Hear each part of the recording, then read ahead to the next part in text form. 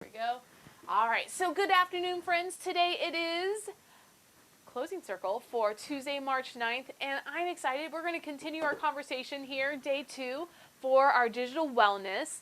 And today I want for us to first take a moment here. We're going to take a look over on Mrs. Rip's computer. And I want for us to first stop and think about technology, okay? And how we use technology. And I know that many of us use technology in a lot of different ways. Some of us use technology to do games on, right? Some of us use technology to learn from. All of us do, right? Because we're doing Online Academy this year. And then some of us also do it to be creative, to create things. So there's really 3 main categories when we think about how we can use technology. We can use it to learn, to create, and for entertainment, okay? So today, what I want for us to do is to just bring some awareness and a little bit of thought about how does technology make us feel. So I'm going to get ready. I'm going to share my screen here with you and show you a video. And when I'm showing you this video, I want for you to think about, in your own experience, about how do you feel when you use technology, okay? What are some of the things that you do that make you feel happy? Do you ever sometimes feel sad or mad when you use a device? And what can you do when technology makes you feel sad? What can you do? So we're going to check out Mrs. Rip's computer here. So let me get full screen. All right, let's go ahead and everyone, real fast, I'm going to do a quick reset. Let's do a reset of our bodies real fast. That way I know that we are the best Zoom audience. And we're watching. Excellent. All right, good job. Way to reset your body so you can see the screen. All right, let's go ahead and let's watch this video, and then we're going to pause and have a conversation. So go ahead and just quietly watch the video. Here we go, and then we'll talk a little bit more afterwards. Here we go.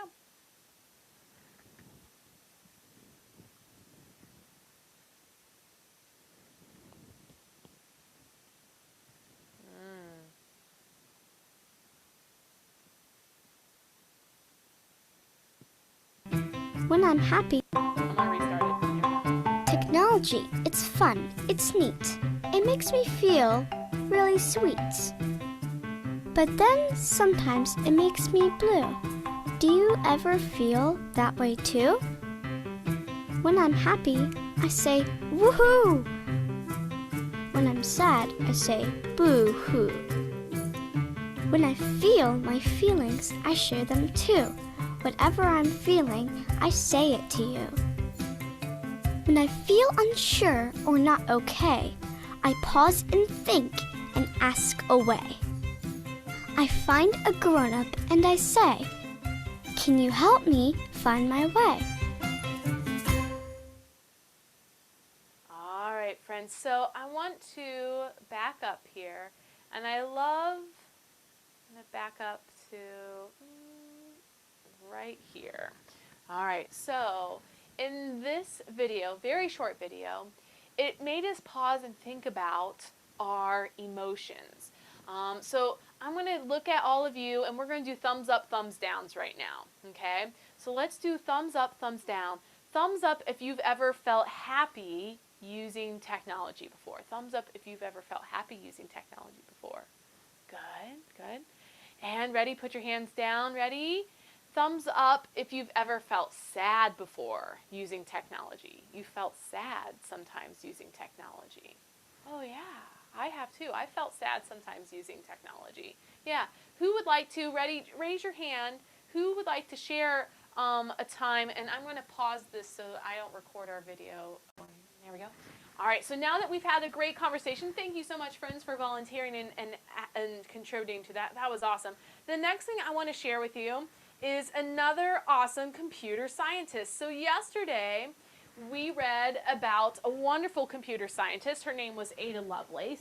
Well, today, I'm going to introduce you to another awesome computer scientist, and she happens to be a female also, another awesome woman, and her name is Grace Hopper.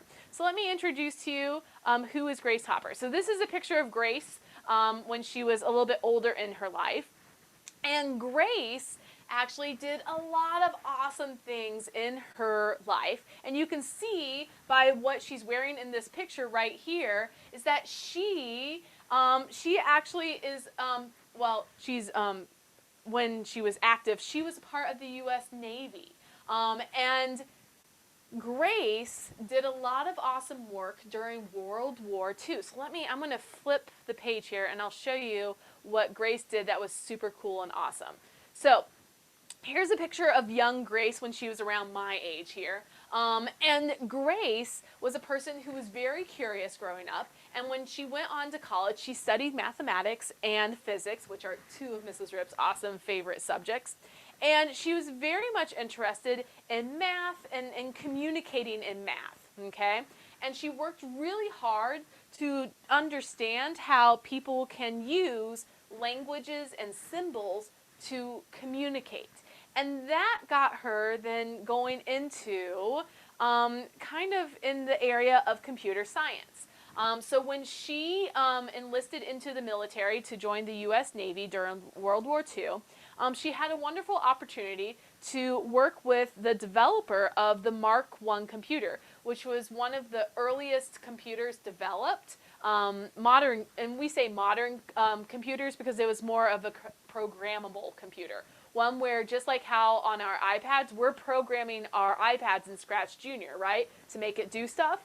This right here, if you look right now, this awesome computer right here is the actual picture of the Mark I that was designed in 1937.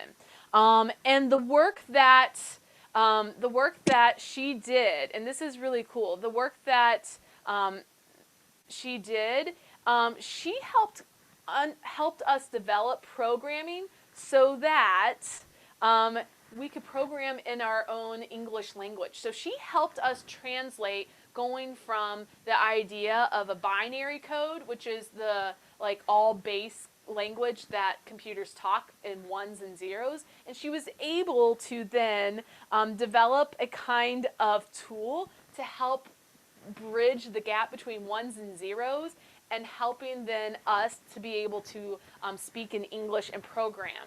And I will tell you that her work today really helped to lay a lot of the groundwork in what we use even in the app that we are going to be using today. So I wanted to highlight her and her awesome accomplishments. And I wanted to just highlight another awesome woman in history. And let me go back, that way you can see a picture of her when she was a little bit younger. There she is. So there she is when she was around my age. But I will tell you that Grace Hopper, once again, is just a wonderful person in history who, if she wasn't brave at the time, in the 1930s and 40s, where a lot of women weren't doing math and science, and persevering in that area, we wouldn't have what we have today, because she was awesome and she was a leader in her own outright. So she was following her vision and her passion. To continue on, I wanted to, in the last few moments, because I received some questions, and I wanted to just give you a little hint, because tomorrow, remember, from now until tomorrow at tomorrow's closing circle, we're going to break out into breakout rooms, and I'm going to turn on the screen share in breakout rooms tomorrow so that you guys can take turns sharing your screen, and then you can share, dun, dun, dun, your animations that you've made. And remember, this is all if you're interested in it, okay? So, and I know that some of you are like, I looked at it and that's it. That's okay. So remember that the app is called Scratch Junior. And inside Scratch Junior, this is where we get to code, okay? So to go into Scratch Junior, you tap the house. That takes us right back in there. And then you can see Mrs. Rip has several different projects there. But if you want to start a new project, you tap the plus sign. Or if you want to add to an old project, like maybe I do, I tap that project right away. And it takes me there, okay? So yesterday we talked about how it's really important to make sure that you use the different kinds of commands when you are coding.